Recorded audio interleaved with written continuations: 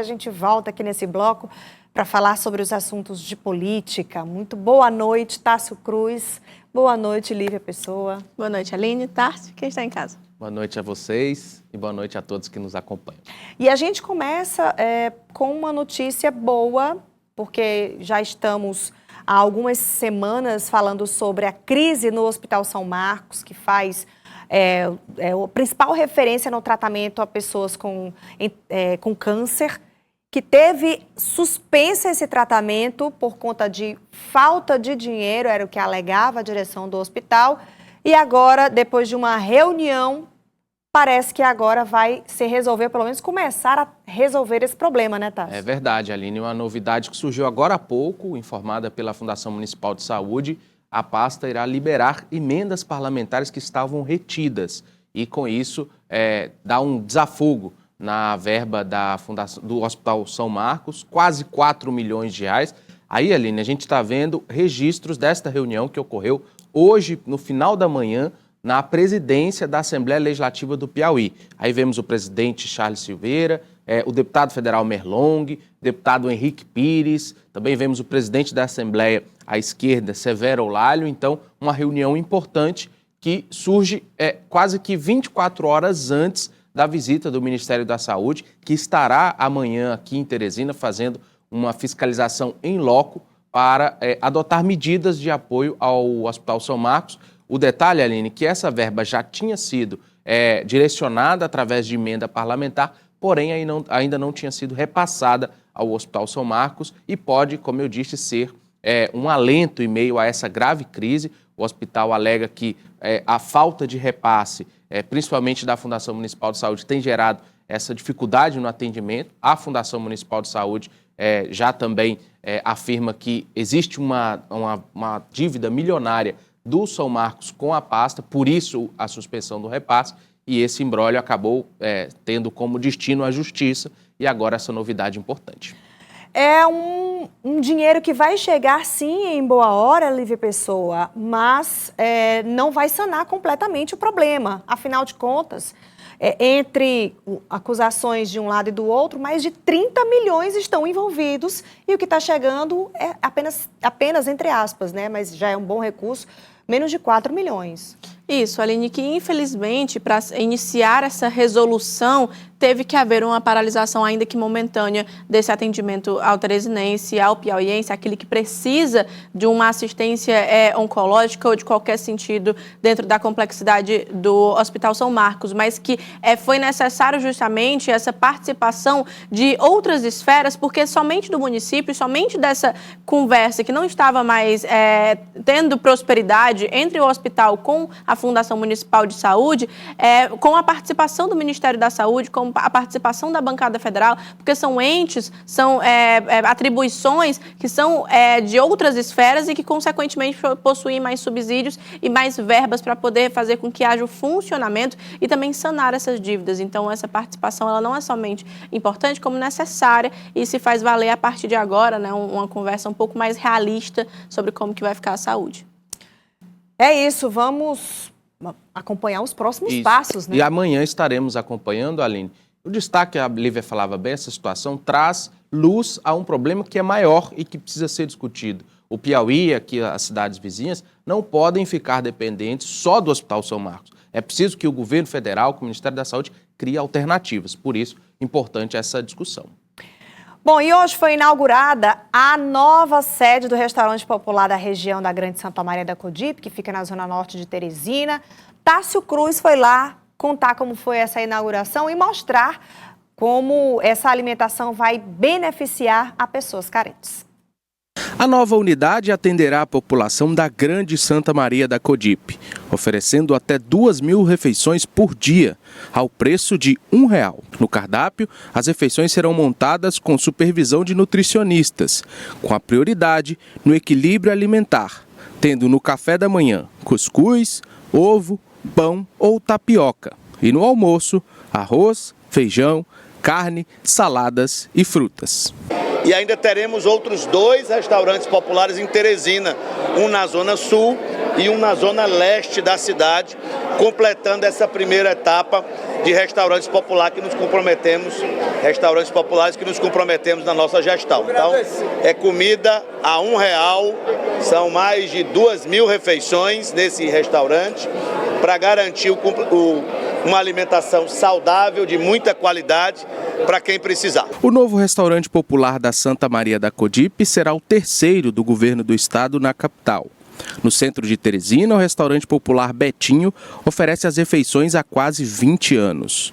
E recentemente, o governo inaugurou uma nova unidade no Dirceu, zona sudeste de Teresina. O restaurante faz parte da política pública de segurança alimentar, que é do governo federal, do presidente Lula, desde o primeiro governo, e agora retomada, porque tinha parado, nos 4 anos do governo anterior. Estamos retomando, esse é o terceiro que nós estamos inaugurando no governo Rafael, que é a parte do governo do estado em relação à segurança alimentar. A nova unidade integra o programa Prato Quente e reforça o projeto Piauí Sem Fome.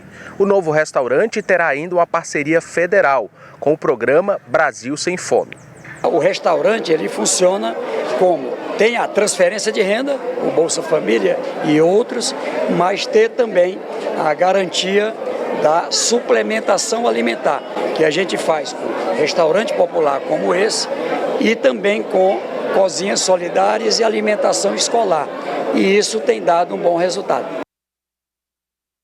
R$1, dá mais acesso, amplia o acesso às pessoas a uma boa alimentação. Mas nós vamos falar agora aqui de um outro assunto, Tássio Cruz, é dos empréstimos. O governo do estado já enviou mensagens de pedidos de empréstimos à Assembleia Legislativa, mais 3 empréstimos que serão contraídos pelo estado para investimentos, para obras, e é um número que chega a quase 6 bilhões. Uma das mensagens, 5,8, são 3 mensagens, Aline. As 3 totalizam quase 11, 10,9 bilhões. Só a maioria, uma chega a... uma 5,8 bilhões. O detalhe, Aline, é que essas mensagens têm como finalidade a reestruturação da dívida do estado. Por isso, nós tivemos o Propag aprovado no âmbito federal e agora o governo do estado tem essa possibilidade de melhorar as condições e economizar com linhas de crédito que já tinham sido construídas e agora reestrutura estes pagamentos. A gente até preparou o material para explicar como que vai ficar, quais são as 3 mensagens e como essas mensagens que já tramitam na Assembleia devem ser votadas. Vamos lá, esses direcionamentos, então, quase 11 bilhões em empréstimos, juntando todas essas mensagens que foram enviadas. Quase 6 bilhões, 5,8 só para reestruturação de dívida e 2,9 bilhões para expansão do investimento no estado. Exatamente. As 3 mensagens já tramitam na casa, devem ser analisadas e votadas nas próximas semanas. Vamos mostrar, colocando mais aqui na nossa tela, que olha, foram 2,2 bilhões de reais desse montante para o fortalecimento da sustentabilidade fiscal e aprimoramento da gestão da dívida 392 pública. milhões de dólares é a última dessas 3 mensagens que tramitam lá no parlamento. Tem mais alguma aqui? Isso, aí a gente encerra com as 3. É isso. O que isso significa para a nossa audiência que está aqui acompanhando? Contrair esses empréstimos, fazer essa conta para que o Estado ganhe essa robustez financeira? Significa a reestruturação da dívida, Aline, que já havia sido contratada. Por exemplo, nesse empréstimo de 5,8 bilhões, a estimativa do Estado é que, com a reestruturação, se economize cerca de 800 milhões de reais. Então, nós tivemos o Propag aprovado para aqueles estados que deviam à União, que terão desconto, e os estados que não deviam, como o Piauí, terão essa condição, junto a bancos privados, de renegociarem e melhorarem as condições para o pagamento dos empréstimos. Bom, o governador Rafael Fonteles falou sobre a autorização da Assembleia para contratação de empréstimos que somados chegam a esse montante que nós dissemos aqui, quase 11 bilhões de reais. Olha, é o papel da oposição, fazer as críticas. Eu costumo dizer que a oposição nos ajuda a acertar mais. E com relação às operações de crédito, uma observação importante. Só há uma operação de crédito nova para novos investimentos. As outras são para diminuir o custo da dívida atual, processo de reestruturação. Então, Então, São Paulo, Rio de Janeiro, Minas Gerais, Rio Grande do Sul têm o direito de fazer o alongamento no Propag. O Piauí também tem o mesmo direito e é isso que a gente está fazendo e precisamos, claro, do apoio da Assembleia Legislativa. Tenho certeza que a Assembleia vai analisar com muito zelo, tomar sua decisão e nós seguiremos para garantir investimentos. Operação de crédito significa estrada nova, estrada renovada, escola nova, escola ampliada, hospital ampliado e investimentos que melhoram a vida do povo. É um dinheiro também que vai chegar para esses investimentos em infraestrutura, né, Lívia? Isso, Aline, os 2,9 bilhões que são citados também, que o Tarcio falou também, em relação a justamente ao investimento do Estado em infraestrutura e em obras, como o governador falou em relação às estradas, porque quando aconteceu a audiência do orçamento na Assembleia Legislativa, existiu uma ponderação de que a folha do Estado, a receita e as despesas, elas estavam equiparadas. Então não tinha espaço, não tinha lastro financeiro para o investimento. Então esse empréstimo ele surge como esse fôlego para tentar fazer com que a máquina gire não somente pagando a folha de servidores e também as responsabilidades já pré-estabelecidas, mas também investimentos futuros.